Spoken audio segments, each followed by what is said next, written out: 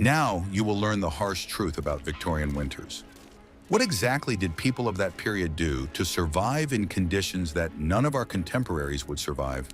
We imagine the Victorian era as a time of balls, elegant dresses, and technological progress. We see pictures of gentlemen in top hats and ladies in flowing dresses, but behind this facade lies a harsh reality, especially when winter came. The cold in those days was not just an inconvenience, but a ruthless enemy that penetrated even the most protected homes. It turned rooms into ice caves and left frost on walls and blankets.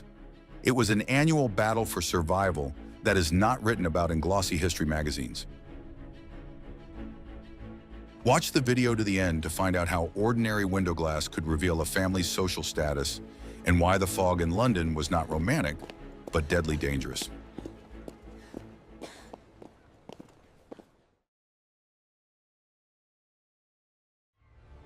I will reveal the best-kept secret of Victorian London. In the summer, the city's main problem was the River Thames, which turned into a foul-smelling sewer known as the Great Stink. In winter, this problem did not disappear, but only changed its form, becoming even more insidious. With the onset of frost, the river and numerous canals full of waste froze over. The stench subsided, but the ice hampered the movement of barges, which were the city's main transport artery. The delivery of coal, food, and goods came to a halt, leading to a sharp rise in prices. Townspeople, especially those from poor areas, went down to the frozen river to collect pieces of coal that had fallen during loading. It was a risky business, as the ice was unreliable and could crack at any moment. For many, it was their only chance to get fuel to heat their homes. The frozen mud on the streets turned into razor-sharp ruts. Horses slipped and fell, breaking their legs, and carts got stuck, paralyzing the already weak traffic. The streets became virtually impassable for any form of transport. Surprisingly, the frozen Thames sometimes became a place of entertainment. Fairs were held on the ice, people skated, and even roasted oxen on spits. It was a brief escape from harsh reality, but one that was not available to everyone. However, urban waste continued to accumulate under the thin ice crust. With the onset of the thaw, all this accumulated horror rushed downstream. This led to even greater pollution and new problems for the city. Thus, winter did not solve the city's sanitation problems, but only preserved them. It created the illusion of cleanliness, hiding the real ecological disaster under a layer of ice and snow. Victorians lived on a powder keg that threatened to explode every spring. This paradox of frozen stench is a vivid example of how nature interacted with an imperfect urban environment. Winter did not bring relief, but only postponed retribution. It was a constant struggle in which the city most often lost. I wonder how this topic is perceived in different parts of the world. Where are you from? Have you ever encountered a situation where the cold weather exacerbated rather than solved existing problems?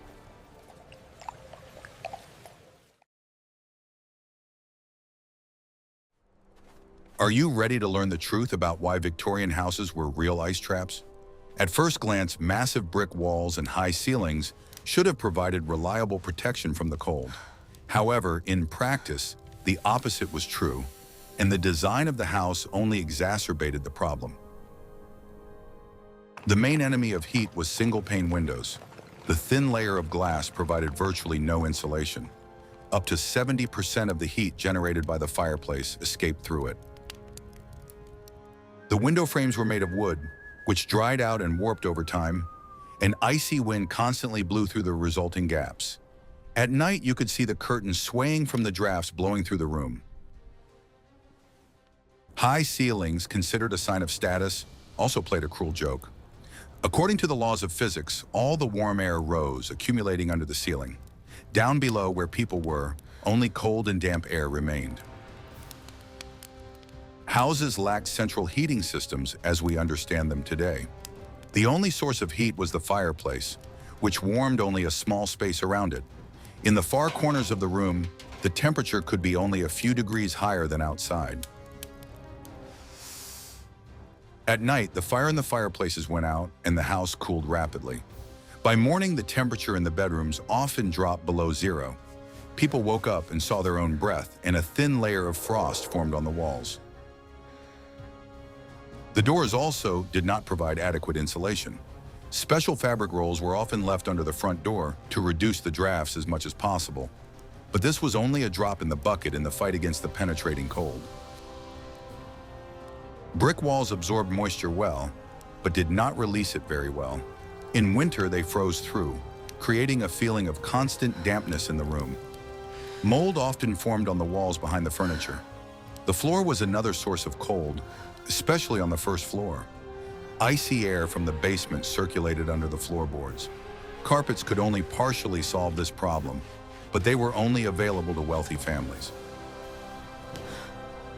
But while the poor struggled with ice in their homes, the rich paid a fortune to bring it to their mansions. In the next chapter, we will reveal the secrets of the Victorian ice trade. Are you ready to learn more?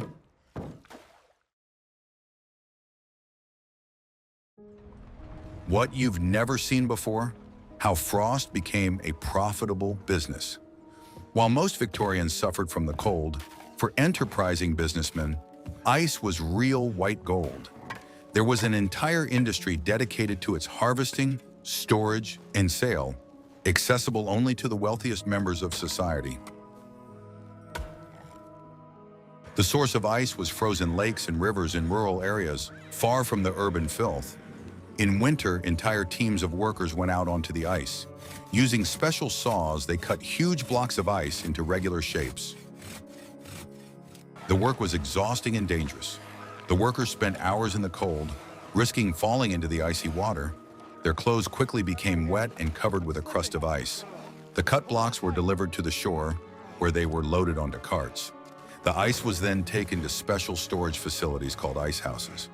These were deep, well-insulated cellars where ice could be stored for months, even in the summer heat. The walls of the ice houses were covered with a thick layer of straw, sawdust, or peat for insulation. The ice blocks were stacked in tight rows, with each layer sprinkled with insulating material. This allowed up to 60% of the harvested ice to be preserved until the following winter. In cities, ice was sold from special vans that delivered it to the homes of wealthy customers. Ice cutters chopped large blocks into pieces of the required size. Housewives bought ice for their ice boxes, the precursors of modern refrigerators. Ice was a symbol of status and luxury. It was used to cool drinks and make ice cream and sorbets. Doctors used ice to alleviate the condition of patients. There was even ice importation. Special clipper ships delivered crystal-clear ice from lakes in Norway and even North America. This ice was considered to be of higher quality and cost a fortune. This industry clearly demonstrated the social divide in Victorian society. While some froze in their homes due to a lack of coal, others paid huge sums of money for frozen water for their parties. Cold was a curse for some and a source of profit and pleasure for others.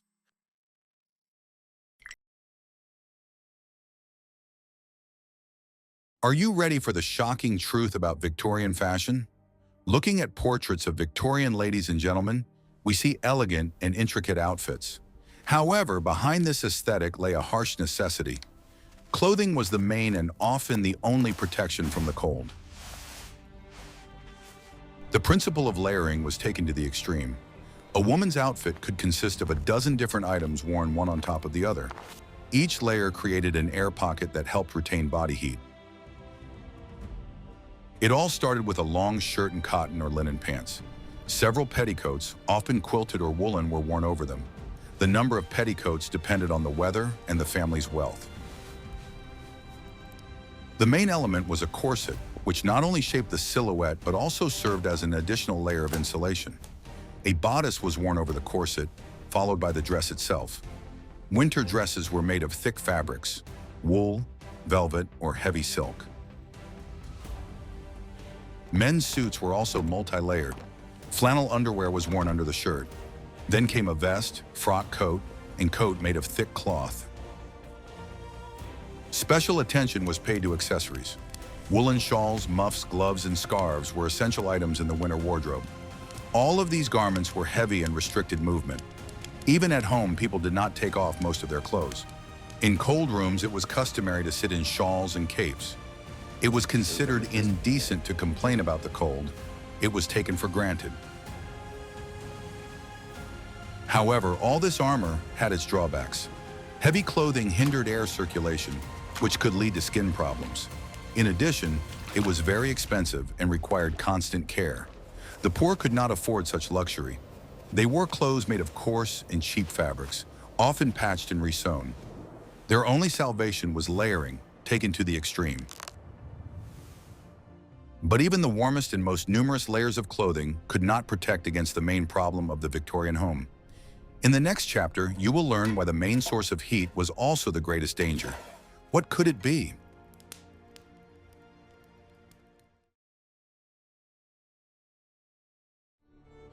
The fireplace was the heart of the Victorian home, the center of social life. The whole family gathered around its fire to warm up, have dinner, and spend the evening. However, this source of life was an extremely inefficient and capricious device. The efficiency of an open fireplace was only 15 to 20%. This means that more than 80% of the heat generated by burning coal simply escaped up the chimney. The fireplace only heated a small area in front of it, leaving the rest of the room cold. Moreover, the fireplace acted as a giant pump, sucking warm air out of the room. In its place, icy air from the street entered through numerous cracks in the windows and doors. This created constant drafts, which affected those sitting far from the fire the most. Lighting and maintaining the fire was a science in itself.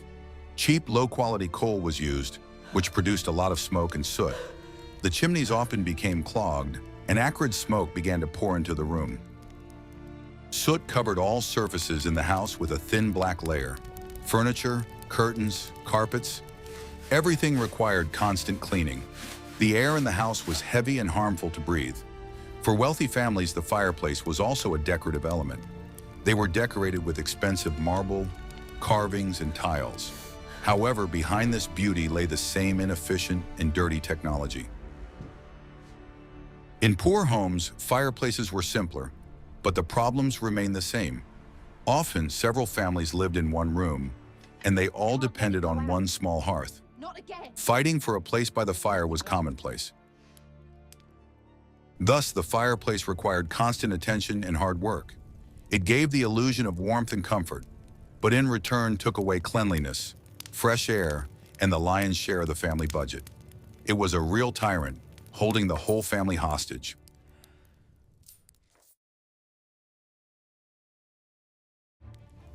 Are you ready for the shocking truth about the role of women in the Victorian era? If the fireplace was the tyrant of the hearth, then its main slave was the woman. It was on her shoulders that the entire burden of fighting the winter cold fell, turning her life into an endless cycle of exhausting labor. The day of the housewife began long before dawn, in a freezing room. Her first task was to light a fire in the main fireplace in the kitchen. This was necessary to prepare breakfast and heat water for washing. Then she had to light the fires in the other fireplaces in the house, in the living room and dining room. In wealthy homes, this was done by servants, but in middle-class families, it was the responsibility of the housewife or her daughters. This required carrying heavy buckets of coal from the basement. Keeping the fires going throughout the day was a continuous task. Coal had to be constantly added and ashes removed. Women were always covered with a thin layer of coal dust and soot. Cleaning up after the fireplace was a separate chore. Every day it was necessary to wipe soot off the furniture, wash the curtains, and clean the carpets. This work was never-ending. Cooking was also associated with fire. Women would stand for hours at the hot stove, while an icy draft blew on their backs. Such temperature changes had a detrimental effect on their health. Doing laundry in winter was a real challenge. Wet laundry had to be dried indoors, hung up by the fireplace. This created incredible humidity and a musty smell in the rooms.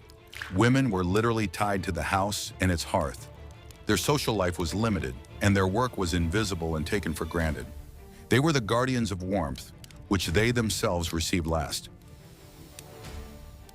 This daily struggle with cold and dirt undermined women's health. But in a society where women were considered angels of the hearth, it was not customary to complain. Her role was predetermined and not open to discussion. This endless cycle of housework was only one aspect of the life of a Victorian woman. In the next chapter, we will learn what people ate during this harsh time. Are you ready for more details?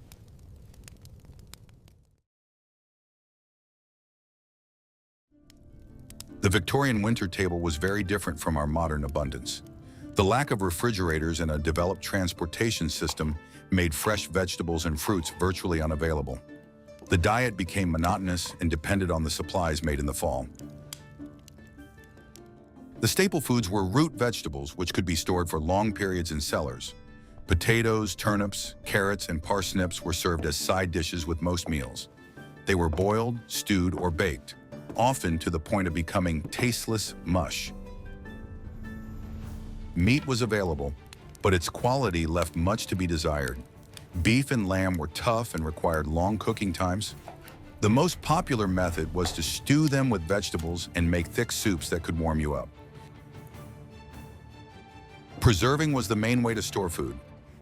Women spent the entire fall making pickles, marinades, and jams. These preserves were the only source of vitamins during the long winter months. Bread was an important part of the diet, but it was very different from modern bread. It was baked from coarse flour, often with impurities. White bread was a luxury available only to the rich. For the poor, the situation was much worse. Their diet often consisted of bread, potatoes, and cheap tea. Meat appeared on their table only on major holidays. In coastal cities, fish was an important source of protein. Herring and cod were salted and smoked in huge quantities. This fish was cheap and nutritious, but had a strong smell and taste. Soups and broths were an integral part of the winter menu. They were prepared with bone broth, adding whatever was available.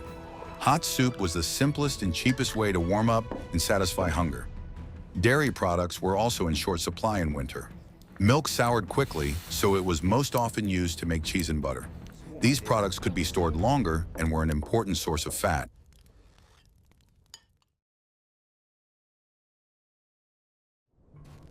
With the onset of winter, life in a Victorian city came to a standstill. The cold and snow froze not only the rivers, but also the entire life support system. Every trip outside became a real challenge. The main problem was transportation.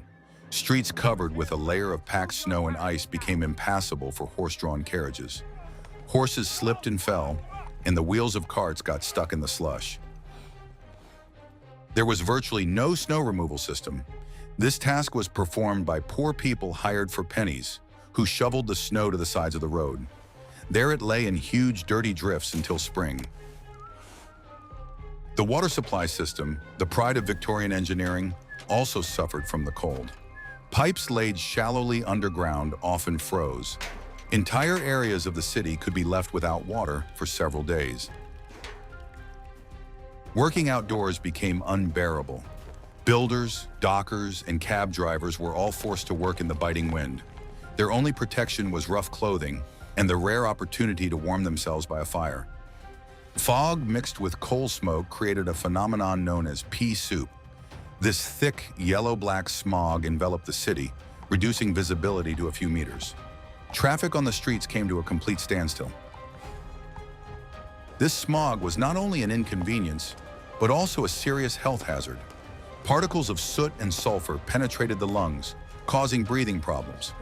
In winter, the number of respiratory diseases increased sharply. The city's gas-powered streetlights were unable to penetrate the thick fog. The city was plunged into semi-darkness, which led to an increase in crime. Dark and slippery streets became dangerous. Even railways, a symbol of progress, were vulnerable to the elements. Snowdrifts could stop trains for several days. Cities were cut off from food and coal supplies.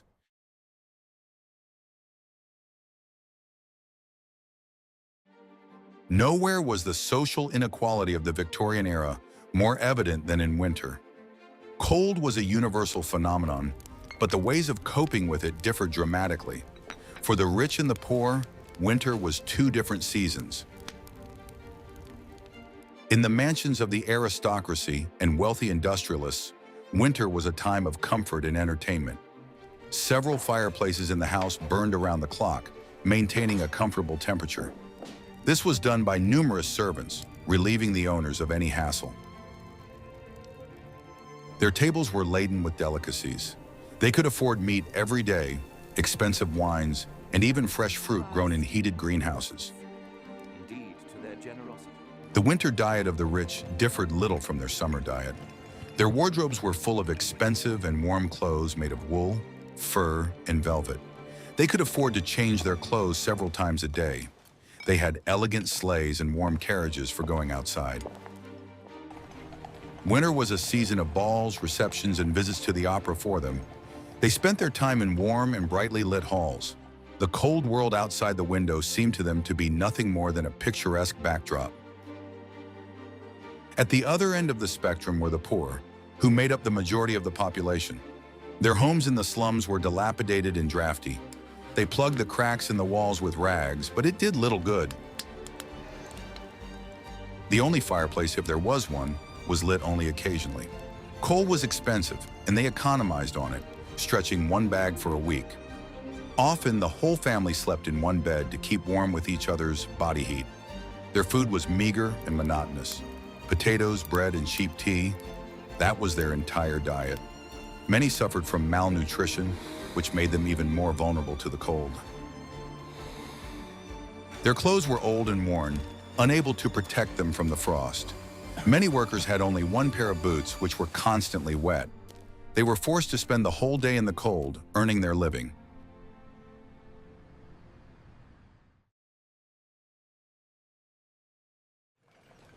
Despite all the difficulties, Victorians found ways to entertain themselves during the long winter months. Although the cold limited their options, it also stimulated new forms of leisure. Life did not come to a complete standstill, but simply moved indoors. Indeed, a perfect night for such delight. For the middle class and wealthy townspeople, the theater was one of the main entertainments. The theater season was in full swing in winter. People wrapped themselves in furs and went to see new plays and operas. Home entertainment became particularly popular. Families gathered in their living rooms to read aloud together. The novels of Dickens and the Bronte sisters were incredibly popular. Board games such as chess, checkers, and cards were common. Entire evenings were devoted to games. It was a way to pass the time and socialize with friends. Music was another popular home activity. Every self-respecting middle-class family had a piano. Young ladies had to be able to play and sing to entertain guests. With the onset of severe frosts, when ponds and lakes were covered with thick ice, it was time for ice skating. It was one of the few winter entertainments available to different social classes. Both aristocrats and ordinary townspeople could be found on the ice. Dance evenings and balls were held in homes. This was an opportunity not only to dance, but also to make new acquaintances. The winter season was the peak of matrimonial activity. For those who could not afford the theater or balls, pubs and taverns were the main outlet. There, workers could warm themselves by the fire, drink ale, and discuss the latest news. These were the centers of social life for the lower classes.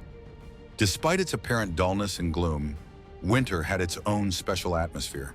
It brought people together, forcing them to seek warmth not only from the fire, but also from each other. It was a time when home truly became a fortress.